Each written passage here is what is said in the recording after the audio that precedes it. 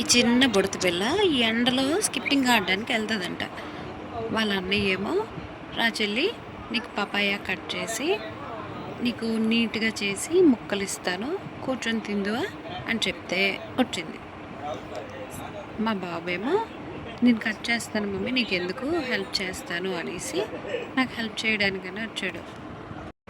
పిల్లలు అమ్మకి ఏదైనా హెల్ప్ చేయడానికి వస్తే అమ్మలో ఎంత హ్యాపీగా ఫీల్ అవుతారు అంటే అది మనం ఎక్స్పీరియన్స్ చేస్తేనే తెలుస్తుంది.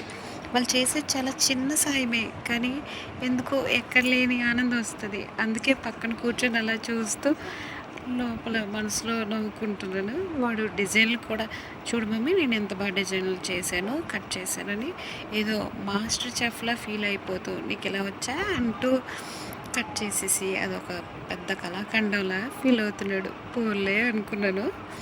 వాటిని తీసి నాకు ఇచ్చి, చూడు మమ్మీ ఎంత బాగా చేశాను అంటూ చూపించి మురిసిపోతున్నాడు.